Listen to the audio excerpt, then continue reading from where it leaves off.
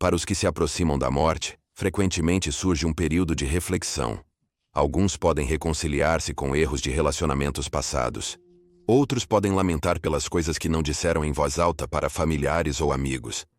No entanto, outros vão lutar com arrependimentos muito mais pesados, dilacerados por uma decisão tomada em uma fração de segundo, que mudou a vida não apenas deles, mas de muitos outros, assombrados por um crime que não podem desfazer.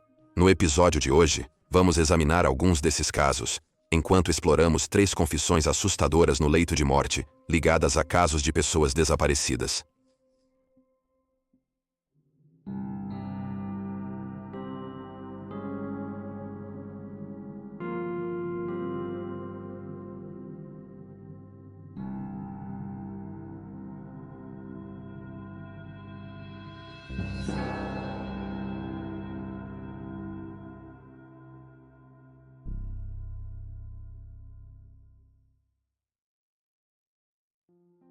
Diane e Mark Ioli. Diane Moon Ioli, de 7 anos, e seu meio-irmão, Mark Eugene Ioli, de 2 anos, foram vistos pela última vez por volta das 15h15 da tarde, de 13 de setembro, de 1962. E seu meio-irmão, Mark Eugene Ioli, de 2 anos, foram vistos pela última vez por volta das 15h15 da tarde, de 13 de setembro de 1962. As 2 crianças estavam a caminho do playground em Camp Lejeune, uma base militar na Carolina do Norte, onde seu pai estava estacionado. Visto que foi no começo dos décadas de 1960, os pais de Mark e Diane não se preocuparam de imediato quando eles não retornaram para casa. Eles eram crianças aventureiras, frequentemente se desviavam. Uma vez, foram achados dormindo sob uma árvore. Mas conforme o dia virava noite e o céu escurecia, seus pais se preocupavam. De sua casa no quarteirão 700 da Butler Drive, eles partiram, procurando seus filhos e alertando a base e as autoridades sobre o desaparecimento. Uma busca massiva foi logo iniciada, com mais de 1000 fuzileiros navais se juntando aos esforços. Nos próximos dias, a área de Camp Lejeune foi extensivamente vasculhada, mas nenhuma evidência das crianças foi encontrada. Parecia que eles haviam desaparecido no ar. A polícia originalmente teorizou que o par havia caído no pântano que faz fronteira com a base, mas nenhum sinal das crianças foi recuperado. Por décadas, o caso permaneceu adormecido. Não foi até 1992 que houve uma reviravolta, quando uma mulher chamada Marjorie Hunt entrou em contato com o xerife do condado de Onslow, Ed Brown, e disse a ele que sabia o que havia acontecido com as crianças. Ed Brown havia crescido na área. Era um adolescente no ensino médio quando Mark e Diane sumiram. Ele lembrou que naquela época, tinha uma namorada que morava ao lado de um casal chamado Henry e Marjorie Hunt. O casal era alvo de muitos boatos. Eles moravam fora da base, cerca de 21,08 quilômetros do parquinho, onde Mark e Diane desapareceram. Falando com o Centro Nacional para Crianças Desaparecidas e Exploradas, Ed lembrou: "A família da minha namorada sempre falava sobre as coisas suspeitas que viam acontecer na propriedade dos Hunt. Na época, a família da minha namorada tinha um pastor alemão e sempre que o cachorro saía do quintal, ele corria imediatamente para a propriedade dos Hunt e começava a farejar em volta das áreas de seu porão." Infelizmente, Marjorie Hunt morreu antes que pudesse ser interrogada pela polícia, mas em seu leito de morte, ela contou à sua filha o que seu ex-marido Henry havia lhe dito na época. Henry, que morreu um ano antes aos 85 anos, era um molestador de crianças condenado, e é o único suspeito no caso. Marjorie afirmou que na época do desaparecimento das crianças, ele havia dito a ela que era responsável pelo sumiço e pelas mortes subsequentes. A história de Hunt é mais ou menos assim. No dia do desaparecimento, ele pegou as crianças no parque e as levou para pescar em seu barco. Enquanto estavam na água, Mark, de 2 anos, tombou e caiu, afogando-se subsequentemente. Enquanto isso, em pânico, Hunt matou Diane e recuperou o corpo de Mark.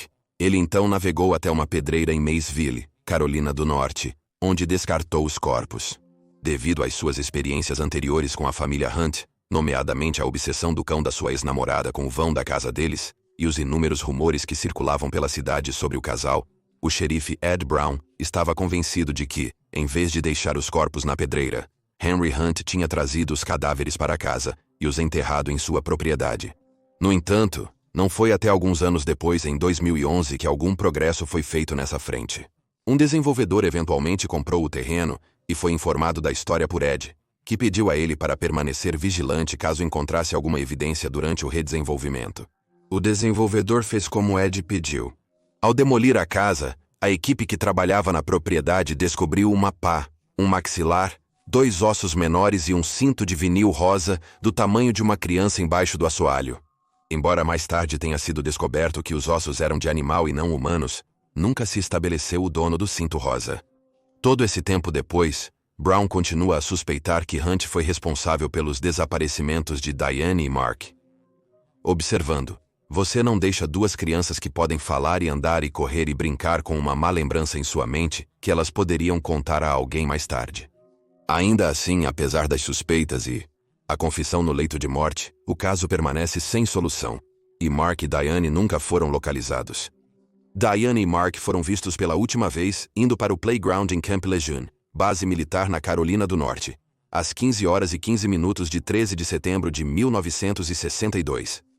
Diane tinha 7 anos na época, e é descrita como uma menina branca com cabelos loiros e olhos azuis. Tinha 1,19 metros e 35,8 quilos quando desapareceu. Foi vista pela última vez com uma blusa branca ou estampada, mangas brancas e shorts. Se viva, terá 68 anos. Seu meio-irmão, Mark, tinha 2 anos, é descrito como branco, com cabelos castanhos escuros, e pesava 13,6 kg quando sumiu. No dia do seu desaparecimento, ele usava camiseta e shorts marrons. Ele terá 63 anos se ainda estiver vivo. Se você tiver alguma informação sobre o desaparecimento dos irmãos, pode entrar em contato com o escritório do xerife do condado de Onslow, pelo telefone 19104553113, ou, alternativamente, pode ligar para o Centro Nacional para Crianças Desaparecidas e Exploradas, no número 1-800-843-5000, Sarah Avon.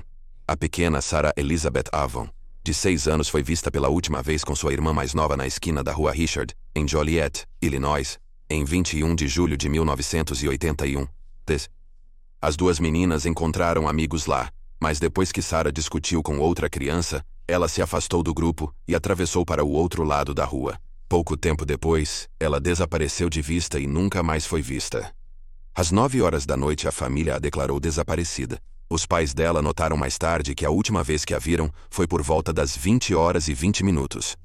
Relatórios antigos de jornais da época notam que a busca por Sarah durou até o dia seguinte, envolvendo voluntários, vizinhos e policiais, enquanto bombeiros voluntários manobravam 5 barcos e vasculhavam uma pedreira perto da rua Richard e da rodovia interestadual 80. A mãe de Sarah lembrou que sua filha conhece muitas pessoas nesta área que eu não conheço, acrescentando que ela frequentava regularmente a igreja, fazia aulas de natação, jogava futebol e até praticava balé. Ela declarou: "Tenho quebrado a cabeça tentando lembrar em quem ela poderia confiar. Ela é muito perceptiva das pessoas." Apesar dos esforços da polícia, moradores e família de Sarah, nenhuma pista da menina de 6 anos foi encontrada. Por mais de 10 anos, o caso permaneceu inativo. Então, em janeiro de 1993, um ex-vizinho da família Avon, Ernest Wilson Sr., morreu no Arkansas. Pouco tempo depois, seu sobrinho, Robert Tadej, procurou a polícia com informações. Ele alegou que seu tio havia feito uma revelação no leito de morte sobre o desaparecimento de Sarah. Embora Wilson não pudesse falar, ele desenhou uma forma triangular em um pedaço de papel antes de adicionar um círculo dentro dela. Os familiares de Wilson interpretaram este triângulo como representação do lote, de forma semelhante onde ele morava em 1981, e teorizaram que o círculo era o local onde o corpo de Sarah estava enterrado. Robert continuou a explicar que seu primo, o filho de Wilson, se implicou e a outro garoto na morte de Sarah. Em 1981, o primo tinha 15 anos e era descrito como mentalmente perturbado. Ele admitiu que havia molestado a menina de 6 anos e que ela foi morta dentro de sua casa. Roberts declarou ao Tribune em maio de 1993 que molestou Sarah, mas estava no andar superior quando ela foi assassinada. Não havia dúvida em minha mente naquela época de que ele tinha feito isso porque tudo se encaixava. A única questão era onde estava o corpo. Roberts suspeitava que seu tio havia encoberto o incidente enterrando o corpo de Sarah em sua propriedade. Uma testemunha adicional corroborou essa ideia ao afirmar que em 1981 ela viu Wilson cavando um buraco em seu jardim. O buraco era profundo até o peito de Wilson, e quando perguntado por que estava cavando, Wilson afirmou que iria mover algumas de suas flores. Notavelmente, essa mesma testemunha viu algo mais estranho algum tempo depois, quando Wilson, usando sua escavadeira, começou a mover montes de terra perto do Hickory Creek e a derrubar árvores. Ele mais tarde mudou a piscina de sua família para lá. Após a revelação dessas informações à polícia, iniciou-se a escavação do lote vazio na Avenida Miller, propriedade de Wilson, em 1981. Após alguns dias de buscas extensivas, no entanto, eles não encontraram nenhuma evidência e o evento foi cancelado. A testemunha que viu Wilson cavando um buraco no jardim durante o desaparecimento disse aos investigadores que eles não cavavam profundamente, ignorando suas reclamações. Um oficial concordou, no entanto, mais tarde, que a polícia não havia pesquisado uma área grande o suficiente da propriedade, o que significa que a possibilidade de os restos mortais de Sarah ainda estarem lá não pode ser descartada. Outra pessoa de interesse no caso é um indivíduo chamado William Billy Redden. 10 anos antes do desaparecimento, ele foi condenado por agressão agravada contra uma criança de 19 meses e cumpriu mais de 3 anos atrás das grades antes de ser libertado em 1975. Em 1981, ele residia no quarteirão 200 da. Em 1981, ele residia no quarteirão 200 da Rua Hickman, com sua mãe, a apenas minutos de distância da casa de Sarah. Com sua mãe, a apenas minutos de distância da casa de Sarah. Além disso, ele era primo do pai dela. Ele frequentemente visitava Sarah em sua casa. Redden morreu em 2010, e enquanto sua antiga casa foi revistada e escavada em 2019, 9 anos após sua morte, nenhuma evidência de Sarah foi recuperada. Ainda assim, rumores do envolvimento de Redden persistem até hoje. A antiga babá de Sarah lembrou: Billy Redden era assustador, realmente muito assustador. Todos estavam meio que pensando que era o Billy. Ela também se lembrou que um de seus próprios filhos ficaria aterrorizado mais tarde ao entregar jornais ou receber pagamentos de Redden. Outra mulher local o descreveu como um assustador, observando que quando ela fazia sua rota de jornal quando criança, ele dizia coisas inadequadas para mim e eu tinha muito medo dele.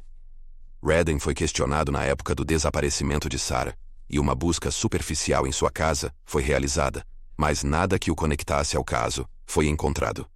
Embora nenhuma evidência tenha ligado Redden ao desaparecimento de Sarah, os locais permanecem convencidos de que ele é o culpado, com a ex-babá de Sarah afirmando: estamos bastante certos de que era o Billy. As crianças estavam desconfortáveis com ele. Todos que os conheciam praticamente acreditavam ser o Billy. Ainda assim, o caso permanece sem solução. Sarah Elizabeth Avon, de 6 anos, desapareceu da Richard Street em Joliet, Illinois, em 21 de julho de 1981. Descrita como branca, loira, olhos castanhos, na época do desaparecimento tinha 1,22 metros e 34 quilogramas. Na última vez que foi vista, usava uma camiseta de futebol do distrito de Joliet, calças de jogging azuis com listras vermelhas e brancas, e tênis azuis com listra branca. Se ela ainda estiver viva, terá 48 anos. Se você tiver alguma informação sobre o caso de Sarah, pode entrar em contato com o escritório do xerife do condado de Will no número 1-815-727-8574. Gina Brooks. Gina Dawn Brooks, de 13 anos, foi vista pela última vez em 5 de agosto de 1989 em Fredericktown, Missouri, por volta das 10 horas da noite. Após ver o irmão jogar beisebol, ela retornou para casa via Rua Marshall. Ao chegar, ela deu boa noite para sua mãe, que estava indo para a cama. Gina então decidiu que queria sair para andar de bicicleta e disse isso ao seu irmão. Ela saiu de casa novamente às 22 horas e 30 minutos e pedalou pela cidade. Testemunhas relatariam mais tarde que ela foi vista perto da Igreja Batista da Primeira Rua, onde o motorista de uma velha perua desgastada, descrita como sendo de cor cinza claro, verde ou azul, e com placas do Missouri, tentou falar com ela. Gina, contudo, seguiu pedalando sua bike. Ela virou a esquina na Rua High, onde parou para falar com seu namorado. Não demorou muito, no entanto, o veículo apareceu novamente. Pouco depois, houve um grito, ouvido por várias testemunhas, incluindo seu namorado, e o carro partiu às pressas. Gina se foi, levada da rua por um perpetrador não identificado. Tudo o que restou foi sua bicicleta abandonada na calçada. Ela estava a 5 quarteirões de casa.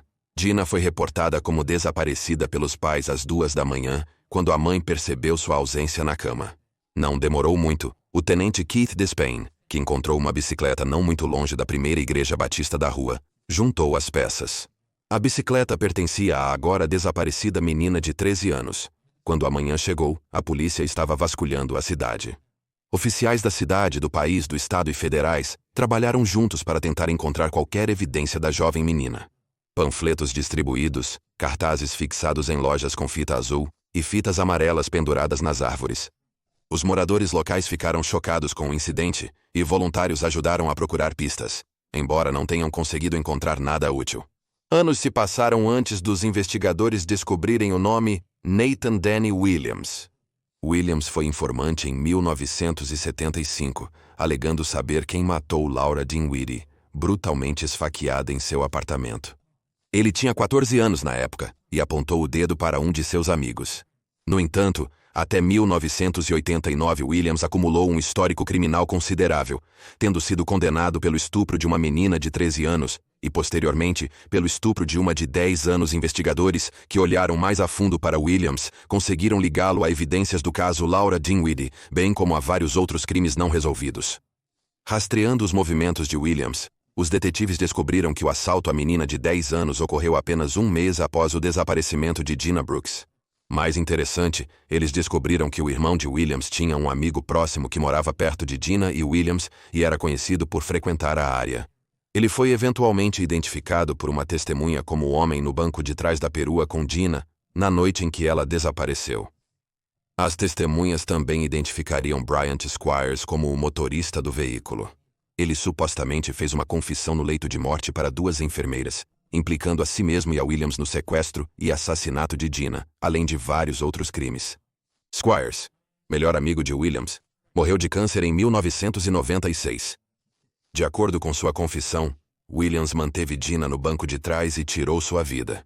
Uma terceira pessoa também teria se envolvido no desaparecimento de Gina, um homem chamado Timothy Bellew, que mais tarde seria acusado de homicídio em 2º grau, após admitir que viu Williams matar a menina de 13 anos.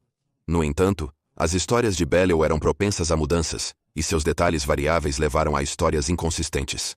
Como resultado, as acusações de homicídio foram retiradas, e ele foi acusado de mentir para o Federal Bureau of Investigation quando não conseguiu encontrar os restos mortais de Gina, dando-lhes repetidamente locais e direções, nenhum dos quais se concretizou. Ele afirmou que o corpo estava em um freezer de carne abandonado na propriedade de 96 acres de seu pai.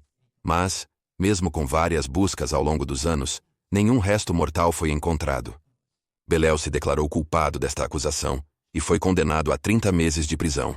Em 1990 ele foi condenado por agredir sexualmente uma menina de 7 anos e recebeu 5 anos atrás das grades. A partir de 2022 ele ainda residia em Fredericktown, mas as autoridades o rotularam como instável e não confiável. Em 1998, 9 anos após Gina desaparecer, Williams foi acusado de seu assassinato. No entanto, a esperança por encerramento e justiça foi de curta duração. Em 2003, a acusação foi retirada por medo da possibilidade de duplo julgamento. O promotor de justiça na época, Dwight Robbins, declarou: "Eu sou da firme opinião de que o Estado não deve prosseguir para o julgamento e arriscar a possibilidade de absolvição, perdendo assim qualquer chance de reexaminar o caso, caso mais evidências se tornem disponíveis. O delito alegado é tão grave e as consequências da condenação tão grandes que a acusação só deve prosseguir quando as evidências forem suficientes para garantir a probabilidade de condenação." As autoridades presumem que Williams não confessará, pois uma acusação de homicídio de 1º grau pode resultar em pena de morte. Eles acreditam que ele é o homem que matou Gina após sequestrá-la em 1989, mas há especulações de que ele não admitirá sua participação no crime sem algum tipo de acordo de delação. Williams também foi apontado pelos investigadores como suspeito no desaparecimento de Tammy Rose Serdam, 12 anos, vista pela última vez em um abrigo juvenil em St. Charles, Missouri, em 1º de agosto de 1979. Suspeitam que ele esteja envolvido em mais crimes. Continua preso e só poderá pedir liberdade condicional em 2039. O caso ainda está sem solução. Gina Dawn Brooks foi vista pela última vez em 5 de agosto de 1989 em Fredericktown, Missouri, quando foi abordada por uma perua bastante danificada com placas do Missouri. O veículo possivelmente era cinza claro, verde ou azul, na cor. Dina tinha 13 anos na época do seu desaparecimento e é descrita como uma mulher branca com cabelos loiros e olhos verdes. Ela tem várias cicatrizes brancas na canela da perna esquerda. Quando desapareceu, ela media 1,52 m e pesava 49 kg. Ela estava vestindo uma blusa listrada de azul, shorts brancos e tênis. Se ela ainda estiver viva, ela terá 48 anos. Se você tiver alguma informação sobre o caso da Dina, pode entrar em contato com o escritório do xerife do condado de Madison, no número 573-783-2234, ou ligar anonimamente para o Disque Denúncia, no número 866-371-8477. E aí estão os fatos. Por favor, deixe um comentário abaixo com suas próprias ideias e especulações. E lembre-se de curtir este vídeo e se inscrever para apoiar o canal. Obrigado por assistir. Fique alerta, fique seguro e nos vemos na próxima vez.